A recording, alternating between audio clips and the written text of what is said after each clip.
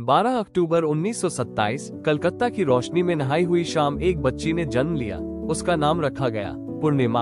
और जैसे पूर्णिमा का चांद धीरे धीरे पूरे आकाश को रोशन करता है, वैसे ही वो अपने जीवन में उस रास्ते पर चली जहाँ बहुत कम महिलाएं गई थी। विज्ञान, कविता और इंसानियत की गहराई की दुनिया।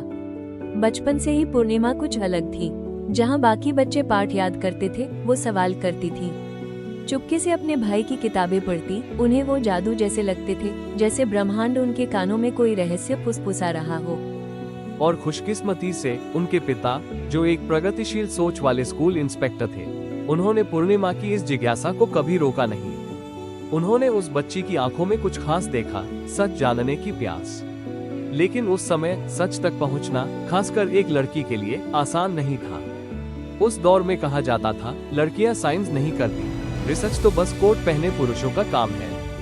पर पूर्णिमा के पास वो कुछ नहीं था, न महंगे संसाधन, न बड़े नाम।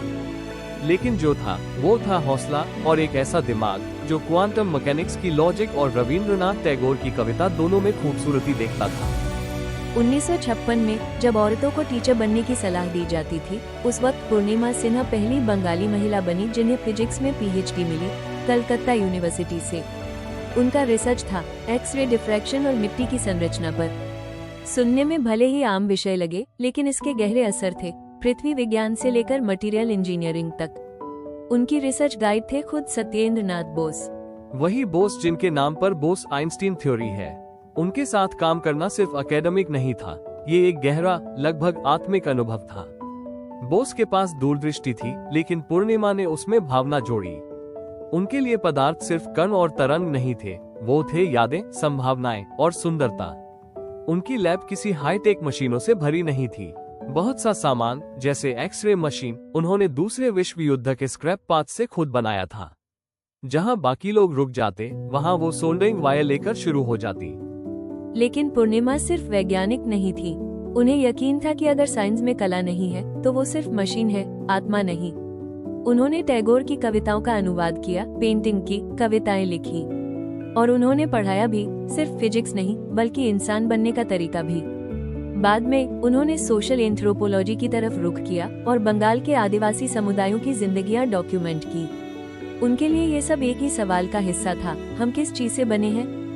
और इसका जवाब उनके लिए सिर्फ क्वार्क्स या इलेक्ट्रॉन नहीं था, वो कहानियां थी, वो संघर्ष था, वो सपना था। वो कभी शोहरत के पीछे नहीं भागी, लेकिन आज भी उनकी कहानी सैकड़ों हजारों महिलाओं को प्रेरणा देती है कि तर्क और भावना, बुद्धि और प्रेम एक साथ चल सकते हैं। पीएचडी के बाद उन्होंने स्टैनफोर्ड यूनिवर्सिटी, अमेरिका में बायोफिजिक्स पर रिसर्च किया, जीवन की उत्पत्ति पर, 1963-64 में। वहाँ भी उन्होंने वही किया, मिट्टी और डीएनए के बीच के रहस्यों को समझा। फिर 20 साल तक जियोलॉजिकल सर्वे ऑफ इंडिया और जेसी बोस इंस्टीट्यूट में काम किया। बाद में central glass and ceramic research institute में सिरेमिक रंगों की भौतिकी पर रिसर्च किया। 2015 में वो इस दुनिया से चली गई, चुपचाप, बिना शोर, लेकिन जिन दिलों को उन्होंने छुआ था, वहाँ एक गहरा खालीपन छोड़ गई।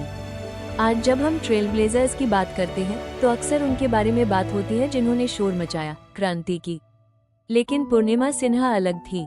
उन्होंने इतिहास में धीरे से कदम रखा और जाते जाते एक नज्म सी छोड़ गई, विज्ञान में और देश की आत्मा में।